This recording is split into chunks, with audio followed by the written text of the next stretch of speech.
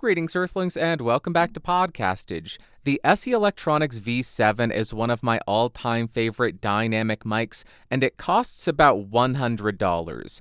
SE just released the SE V2 Switch. It is half the price at $50, so I'm reviewing it to see if it's any good. If you are interested in the mic, I will put some affiliate links in the description down below. Using those really helps the channel. All of the recording settings will be listed in the doobly-doo and the description. And now let's talk about what comes in the box, and I don't know where it is.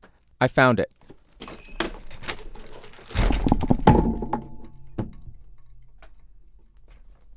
Jesus. I'm fine. I am not embarrassed. Everything is okay. What a surprise. You are going to get the microphone. You'll get a zippered storage pouch, a microphone clip, a 5/8 to 3/8 inch microphone stand adapter, a little bit of documentation, and some stickers. As far as the build quality, I have zero complaints about this thing. It has an all-metal chassis as well as a metal mesh grille with no give to it. On the side, it does have a plastic on-off switch. There is nothing else along the exterior of the microphone. On the bottom or the rear, you will find the XLR port. And if you care, this microphone is made in China. I'm not going to read them to you, but I will list all of the specs in the description, and I will also have a couple of the graphs up on screen in case you want to pause and take a closer look at any of that. Now I'm spinning around the V2 to 90 degrees to show you how the off-axis coloration and rejection are. Continuing around to 180 degrees, this is the rear of the mic.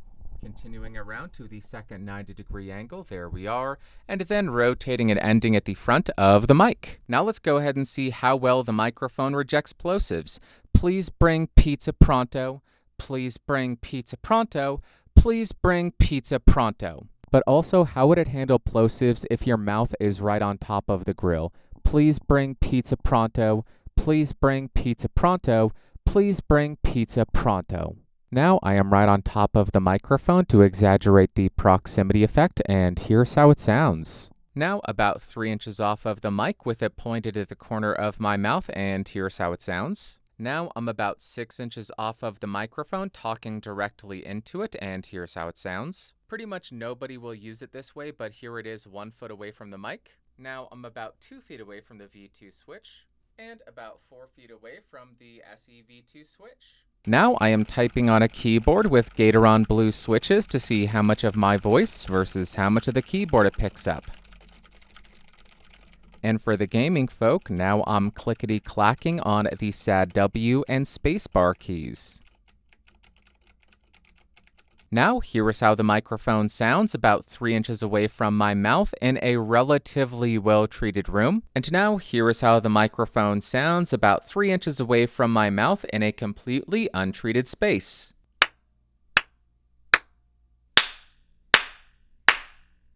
Next, I want to see how effective the microphone is at rejecting shocks, so I'll start by tapping on my desk to see if it can reject that. And then I will tap on the boom arm. Also, because I am incredibly annoying, I'm going to tap on the body of the microphone to see if there are any kind of resonant frequencies.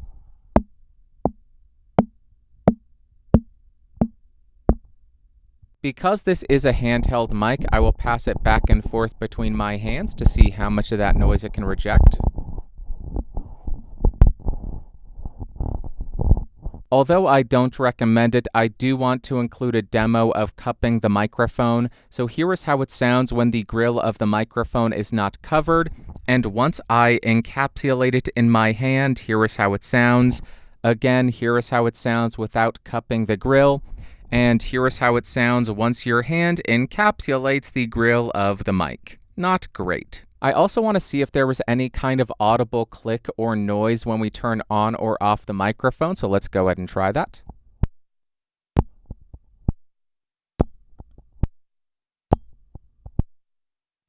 Now, like I always do, I'm going to do a quick spoken word comparison between the microphone that we're reviewing and a bunch of other microphones that are available so we can hear how it stacks up against the competition and hear it in the context of the market. Starting on the V2 switch, I am 3 inches off. My gain on the 18i20 is at 330, and here's how it sounds. Let's jump to the first mic. Starting on the Behringer XM8500, I am 3 inches off. My gain is set at 330. This microphone costs about $25, and here's how it sounds compared to the SE V2 switch. Let's go back and do a bunch more comparisons.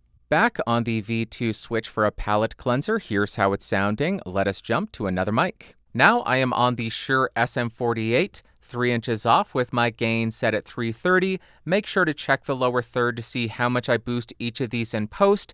This microphone costs about $50, and here is how it compares to the V2. Let's go back and do some more. All right, we are back on the V2 switch. To clear out your ear holes again, here is how it sounds. Let's hear another one. Now I am on the Mackie EM89D, still 3 inches off, gain still set at 330. This microphone costs about $50. Here is how it sounds compared to the SE V2 switch. Which one do you like better? Let's do some more testing. Alrighty, we are back on the V2 again. Nothing has changed. Check the lower third to see how much I boost each of these in post. Let's do another comparison. Now I am on the Lewitt MTP250DM, 3 inches off, gain set at 330. Nothing has changed. This microphone jumps up in price to $100, and here's how this sounds against the SE Electrtonics. Does it sound 2 times better or not? Let's go back and do some more tests. Okay, this is the V2 switch again, still 3 inches off, gain still at 330. Let's do some more tests. Yep. Next, I am on the Sennheiser E835, an incredibly popular microphone. I am 3 inches off, my gain is still set at 330. Check the lower third. This microphone costs about $100, and here is how it sounds compared to the V2. Let's go back and do 4 more comparisons, I think. Alrighty, back on the SE V2 switch. It is switched on, as you can hear, and here is how it's sounding. Let's go to another microphone. Now I am on the Shure SM58, an absolutely classic and probably the quintessential handheld dynamic mic. What a shocker, 3 inches off, gain at 330. This microphone costs around $100, and here is how this compares to the V2 switch. Which one did you like better? Let's go back and do 3 more comparisons. Back on the V2 switch, this is the third to last microphone. Here is how it's sounding. I couldn't remember the cool name somebody gave me for this positioning, but that's how it sounds. Third to last microphone, let's go. Now I am on the big brother to the V2 switch, the SE Electrtonics V7. I am 3 inches off, gain at 330, check the lower third. This microphone costs about $100, and here is how it compares to its tiny little baby brother that is the same size. It's the same size, it's just a different price point, different capsule, all of that. But there you go, comparison V2 against V7. Let's do a couple more. Now we are back on the V2 for the penultimate palate cleanser. Here is how it's sounding, 3 inches off, 330 on the gain. Let's go to the second to last mic. Now I am on the Audio Technica AT2010. This is a handheld condenser microphone, the only one in this comparison. I am 3 inches off, 48 volts is on, gain is set at 330. Check the lower third, I will have to boost this quite a bit less. This microphone costs about $120, and here is how it compares to the V2 switch. Let's go back and do one final comparison. And you all know what the final microphone is going to be, so here is your final palate cleanser on the V2. Let's go to the last mic. And finally, we are on the Neumann. Hello, Neumann. U87 Ai. I was told I can't do the hello, Neumann thing because it throws the entire comparison off. It makes it useless. But here is how the Neumann sounds. I am on the cardioid polar pattern, no pad, no filter, 3 inches off, gain at around 1130. This microphone costs $3,700. It's not a fair comparison. This is a control, but here is how it sounds to the V2. Let's go to the music test.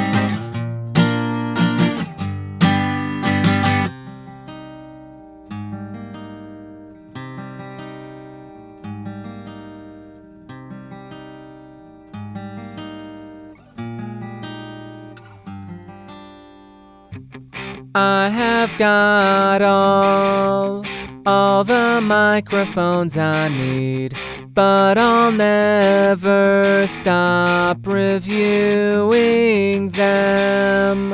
That's right.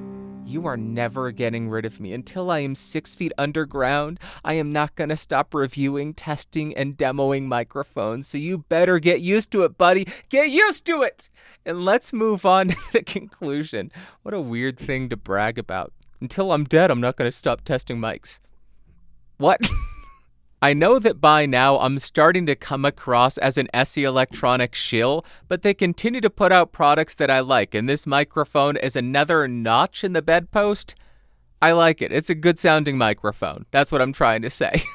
And first up, as far as pros, I found the off-axis coloration to be very inoffensive and nice. The background noise rejection on this thing was quite impressive. For a dynamic microphone, the sensitivity is quite high, so you won't need to really drive your preamps as hard as a standard dynamic.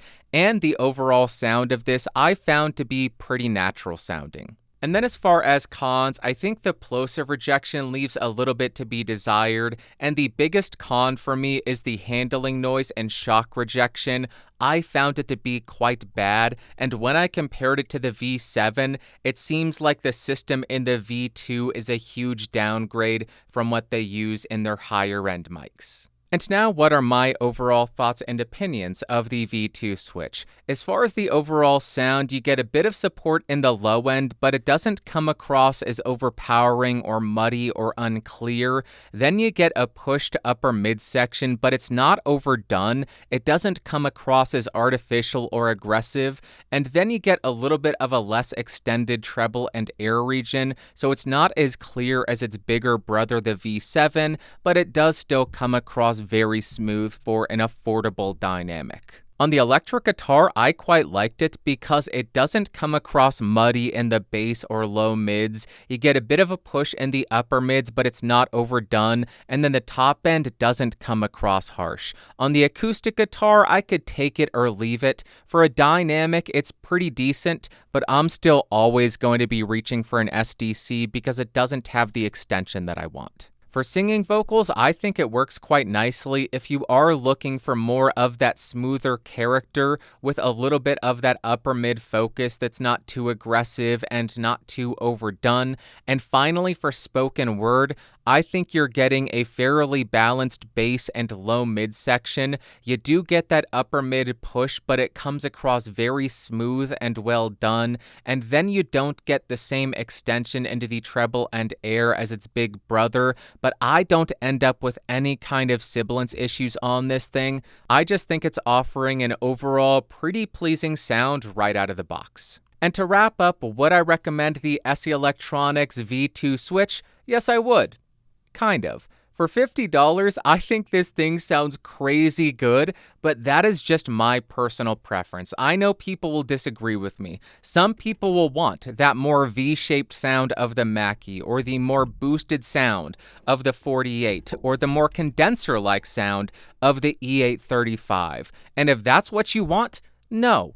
Do not get this microphone. Get the one that you like the sound of better. I just personally find the sound of the V2 to be quite appealing, and the $50 price tag only makes it more appealing. Now, I did say I would kind of recommend it, and the reason I'm saying that is if you're getting this for stage use and you plan on keeping it on the microphone stand and you have your windscreen pop filter, I say go for it. But if you are planning on hand-holding the microphone on stage and you're just looking at the SE catalog of microphones, I would recommend saving up an additional $50 and going for the V7 because the system in this is just so much better at rejecting handling noise and shocks. I'll go ahead and give you a demo right here. V2.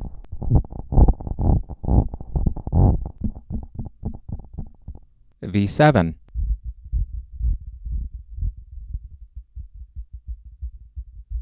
So for that additional $50, you are getting, in my opinion, a better sound than the V2 and significantly better handling noise rejection. So that is why I am saying I would kind of recommend it, because it does have that really big drawback of handling noise.